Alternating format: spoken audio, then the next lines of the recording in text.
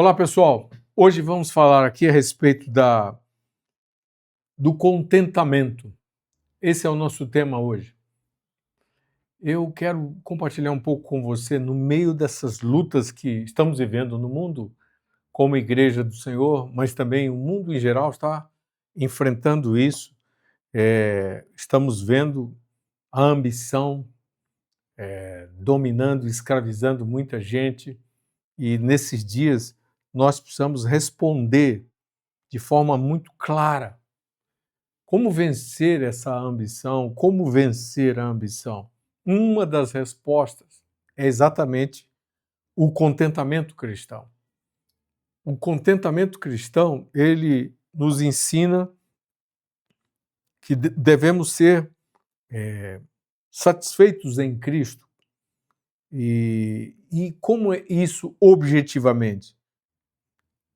A avareza, a ganância, todas essas coisas, a ambição, ela pode ser vencida pelo cristão, sim, se nós mergulharmos no conhecimento de Cristo e nas respostas cristãs às demandas carnais, às demandas do homem contemporâneo, da sociedade sem Deus, essas demandas do lugar que Deus nos enviou para estar. Deus nos enviou para estar nesse mundo, mas nós não somos dele.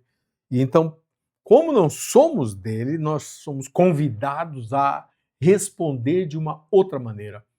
E a resposta nossa, primeiro, é com o contentamento. E o contentamento nos aponta pelo menos 3 poderosas respostas. Primeiro, Deus é o nosso provedor. O crente, o discípulo de Cristo, deve ser satisfeito com Cristo, com o estilo de vida, das ideias de Cristo, deve ser satisfeito com as promessas e a aliança de Cristo que nos foi feita. E, com o resultado disso, nossas necessidades serão supridas em Deus, por Deus. Ele é o Senhor que provê, o Jeová Jirê do Antigo Testamento, né? Todas as exigências naturais da vida humana foram planejadas, pensadas por Deus. Eu, particularmente, estou aqui baseado nisso, suprido, sustentado por uma aliança com Deus. E que foi, ao longo dos anos, hoje estou com 64, hoje, jovem ainda, né? Mas posso dar um testemunho de 40 anos de ministério, onde essa aliança com Deus tem funcionado. Ele é o penhor da minha herança, ele é a garantia da minha herança, ele é a sustentação da minha vida. E é exatamente assim que o cristão deve viver e crer que nada vai lhe faltar. O Senhor é o teu pastor e nada te faltará. Então, esse cuidado de Deus é real. Eu preciso me lançar e crer completamente nele para não ficar escravizado, não me entregar a um estilo de vida de escravo. Ele é o meu provedor. Eu vou viver contente porque ele é o meu, ele satisfaz as minhas necessidades. Ele satisfaz as minhas necessidades. Então, essa é a primeira resposta para vencer a cobiça, para vencer a ambição, é através do contentamento. Segunda, é me livrar completamente da cobiça, discernir a cobiça. Isso, a cobiça, ela decorre de uma desconfiança de Deus. Todos nós somos tentados com isso. Todos nós temos que enfrentar isso, né? Mas a nossa obediência irrestrita a Deus, a sua palavra, nos garante a vitória. Nos garante completamente a vitória. Vários textos da palavra de Deus confirmam isso, né? Eu gosto muito do Salmo 16, quando Davi afirma que o Senhor é a porção da sua herança. Então, ele, o Senhor, era a herança de Davi. Era tudo que ele tinha, era a sua riqueza, era a sua provisão. Então, ele vencia a cobiça porque ele tinha essa confiança em Deus. Eu quero deixar isso aqui com você, né? Vença a cobiça com essa convicção, com essa verdade. E eu me lembro também de Provérbios, e a Escritura é muito rica nisso. Um dos livros de sabedoria muito poderosos é Provérbios. E Provérbios, no capítulo 15, e o verso 16, aliás, o verso 27, 15, 27, diz assim: o que é ávido por lucro desonesto transtorna a sua casa, mas o que odeia o suborno, esse viverá.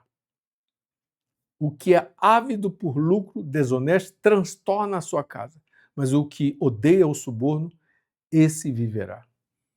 Então é importante que você jogue fora esses desejos carnais de avidez por lucro desonesto. Olha, gente, olha, olha o jogo, olha a corrupção, o uso errado do dinheiro público, desvio do dinheiro público, desvio e roubo de dinheiro privado. Está cheio. Isso está assolando a humanidade hoje, mas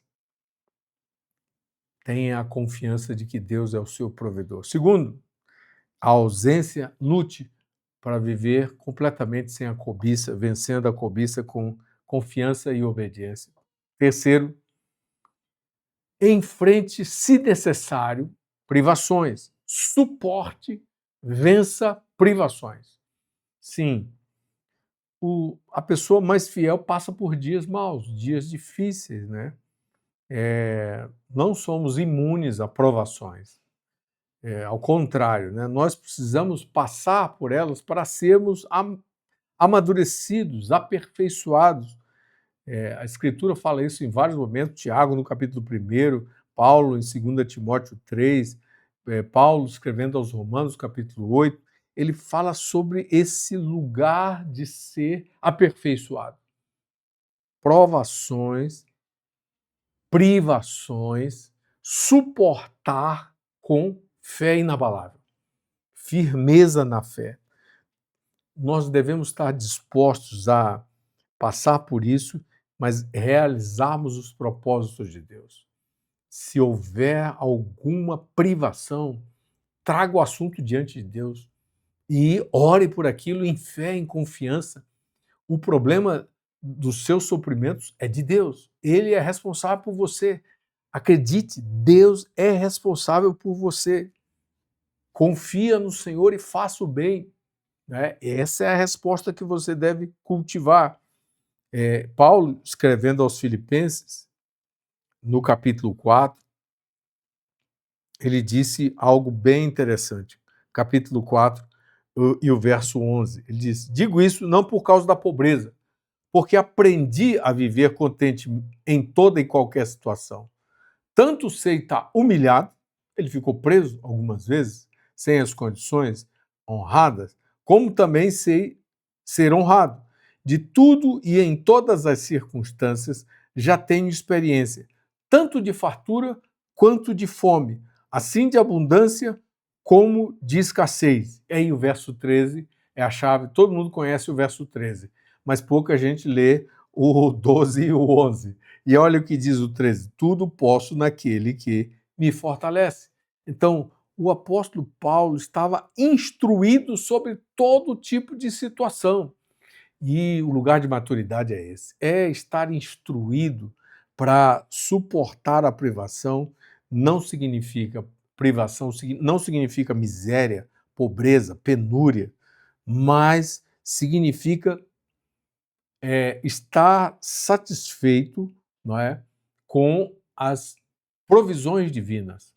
Estar satisfeito e contando com as provisões divinas. Não é se acomodar à pobreza, não é se acomodar à preguiça, não é se acomodar à miséria, nada disso. A Bíblia se opõe a você não trabalhar, né? A Bíblia quer que você trabalhe. A dignidade do trabalho. O trabalho é muitíssimo importante.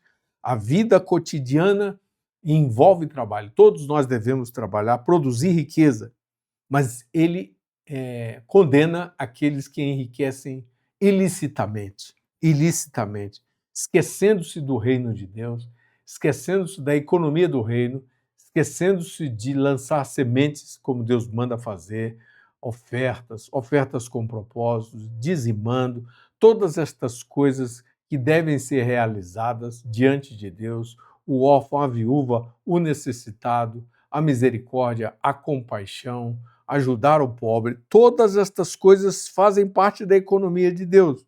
Então, não vamos nos esquecer da economia de Deus e vamos avançar em ter contentamento. Contentamento. Privação não significa que você está resignado. Não, o cristão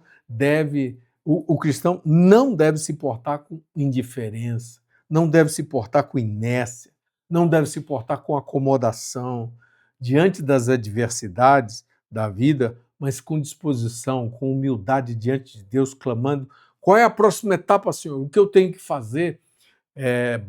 Vence as batalhas contra os meus inimigos, Senhor, não é?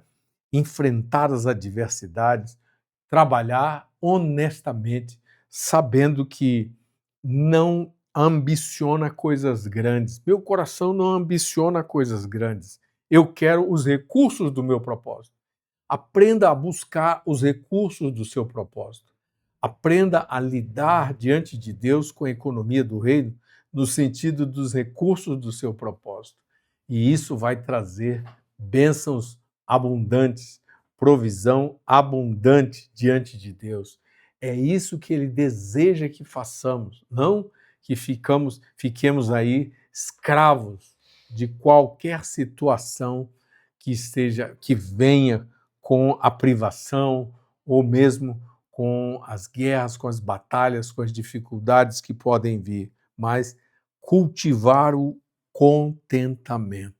O contentamento. Todo discípulo de Cristo não deve ambicionar coisas elevadas desse mundo, mas entregar-se confiadamente ao Senhor, confiando que Ele é poderoso para suprir todas as nossas necessidades, todas as suas necessidades, quer na área social, quer na área financeira, quer na área espiritual, a vida toda, porque é um filho de Deus.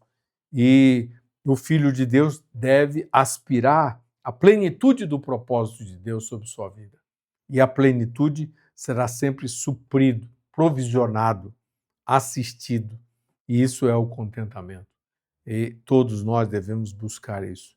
E aí vamos dominar a cobiça, vamos dominar os desejos carnais, vamos dominar o dinheiro, vamos dominar o poder, porque nossos olhos estarão usando como padrão e referência nosso Senhor Jesus Cristo. Nós não seremos moldados pelo sistema mundo, não seremos moldados pelos desejos carnais anti-Deus, que todos nós temos que lutar ainda, nem pelo inferno, nem pelos principados, nem por Mamon, mas sim por nosso Senhor Jesus Cristo. É isso que deve estar firme no nosso coração. Então, a ambição e ela é vencida pelo crente quando a sede de poder vem, quando a sede de cobiça pelo dinheiro vem, pelos desejos carnais vem, eles são dominados através da santificação, da oração, da meditação na Escritura, mas de um posicionamento de contentamento. Deus é o meu provedor. Ele me faz vencer a ambição e ele me faz suportar situações com honestidade, perseverança e provisões abundantes. É essa a resposta que todos nós devemos cultivar. Ore sobre isso, pense sobre isso, tome uma posição de obediência. Aqui, Hudson Medeiros, compartilhando com você essa mensagem. Você que já é inscrito, muito obrigado, continue. E você que ainda não é inscrito, compartilhe essa mensagem, se inscreva, veja alguém, se lembre aí de alguém que está necessitado dessa palavra nesses dias e compartilhe rapidamente. Escreva aí embaixo o que você recebeu durante essa reflexão e que o Espírito de Deus te fortaleça e te sustente com plenitude de bênçãos como um filho de Deus. Até a próxima. Um abraço.